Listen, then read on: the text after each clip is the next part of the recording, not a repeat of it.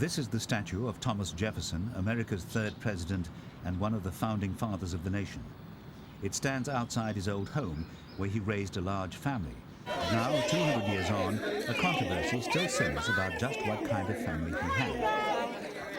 Because these are some of his descendants, two very different families, pointing to one very awkward fact. This is a story about the first American presidential sex scandal and an illicit affair Jefferson allegedly had with a slave at Monticello, his mountaintop plantation in Virginia. And it's the story of the descendants of Sally Hemings, his slave and reputed lover. For generations, the Hemings clan has sought to reclaim its heritage as Jefferson's second family after centuries of secrecy and neglect. And what would bring a divided family together? Well, a reunion is a good way to start. But look closely and you'll see this isn't any ordinary get-together. Here at their ancestral home, Jefferson's white and black descendants pay tribute to their forefather. But the last time the two families met here was 170 years ago, when Jefferson's slaves were sold off to pay his debts.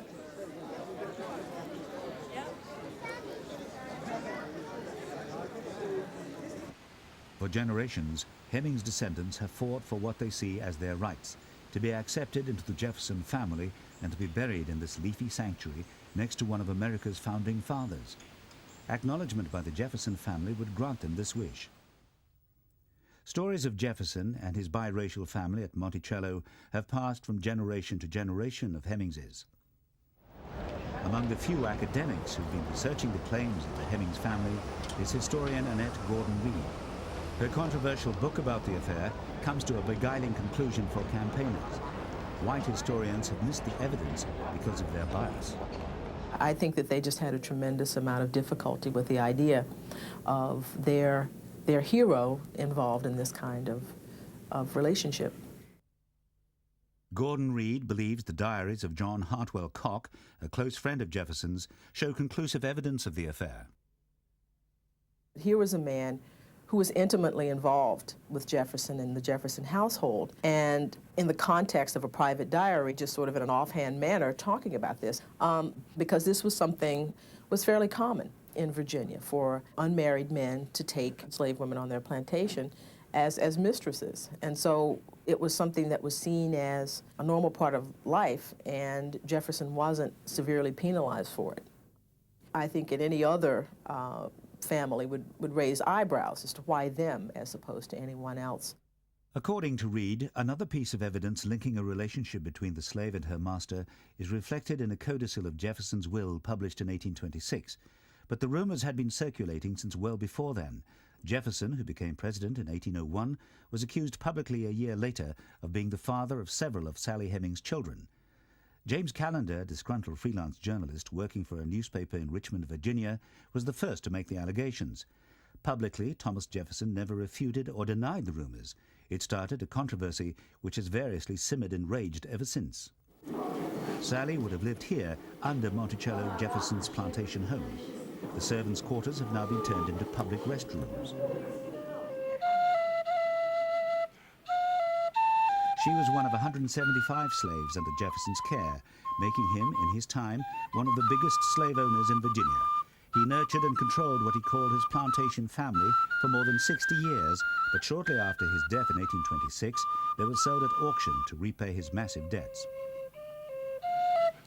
Sally is thought to have become Jefferson's lover when he was ambassador to France in the late 1780s, 2 years after his wife Martha had died. Although Sally could have opted for freedom in France, she returned to Monticello with Jefferson and stayed as his house servant until his death. She was never actually freed by her lover. It seemed most likely that Jefferson's daughter gave her a form of unofficial freedom and also allowed her to stay in Virginia, unlike officially freed slaves who had to leave within a year. She is said to have raised her children alongside Jefferson's two daughters from his wife Martha. In fact, as a slave girl, her first child-minding duties would have started when she was as young as 6. Sally's son Edison recalled that among her jobs was taking care of her master's wardrobe and doing the sewing, along with the other duties of a household servant and lady's maid. There are no existing pictures of Sally, but one of Jefferson's servants, Isaac Jefferson, wrote in his memoirs, "Sally Hemings' mother was a bright mulatto, and Sally was mighty near white and handsome." Sally's fair complexion isn't surprising. She was the half-sister of Jefferson's wife, Martha.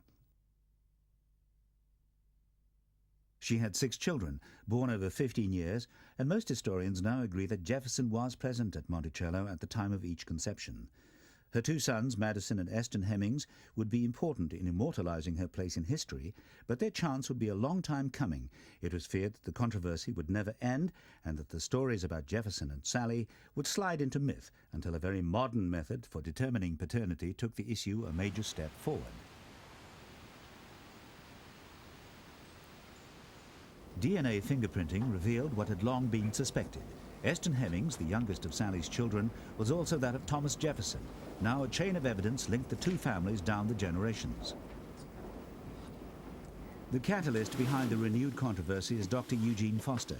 A retired pathologist of the University of Virginia, he coordinated the study with scientists at Oxford University in England.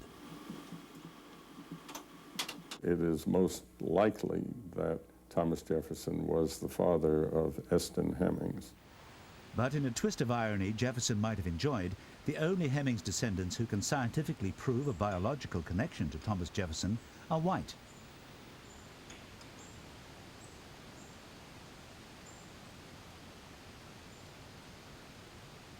Julia Jefferson Westerinen is the direct descendant of Eston Hemings.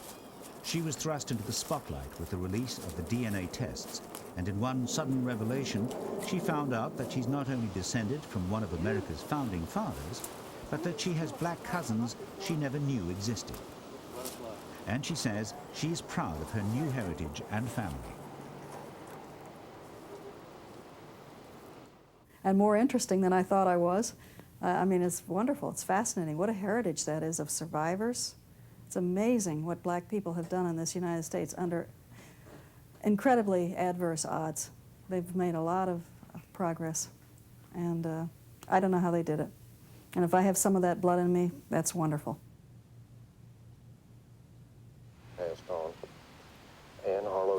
But not every one of Jefferson's descendants is as thrilled as the Hemings about the news from the DNA labs. Robert Gillespie is president of the Monticello Association, a group of 800 white descendants of Thomas and Martha Jefferson, and he is uneasy about bringing the Hemings family into the fold. We want them to tell us what additional information they can produce. We want the foundation to submit what historical information they can produce. We'd like to see if Dr. Foster and geneticists might be able to come up with more sophisticated DNA testing that can also give us more information. Not all the members agreed. Lucien Truscott IV won his battle to invite the Hemings to the reunion. Okay. This is their land, just like it's your land. It's their land. And that graveyard is their graveyard just like it's mine, just like it belongs to me. They're descendants of Thomas Jefferson. But Truscott is in a minority. The association is intensely proud of its tradition and guards it carefully. John Hubard is a retired teacher whose father and son are buried here. Well, I think the black community doesn't have much of a heritage. Their heritage goes back probably to about the Civil War and not much beyond that. I think that it's very important to them that to establish this link because it gives them a heritage that otherwise isn't there. But the reunion has also been a chance to bridge the gulf between races. Through the DNA testing, Julia and Shay Banks Young found out they're cousins. But the reunion also brings mixed feelings. Shay's here to claim her heritage, but there's shame here too. I don't want to be buried here at Monticello. I have no desire. To me, that would be like coming back to the plantation, to be in a place that my family was held in bondage and in slavery. However, I don't want someone telling me it is not my right to be buried here because I'm black, when the only criteria is based on the fact of my lineage in relationship to Thomas Jefferson, which is one and the same as those who are allowed to be here. Jefferson took the answer to Hemings' legitimacy to his grave. The descendants of Hemings had hoped that they would be welcomed warmly and sincerely at the family get-together. But at the meeting held a day after the reunion, white descendants of Thomas and Martha Jefferson refused Hemings' admission to their association. They were told that further evidence in the paternity claim was needed. So at this point, they remain locked out, barred from the heritage they consider rightfully theirs. It's a gate that looks set to stay shut while the campaigning, the evidence and the research mounts unabated.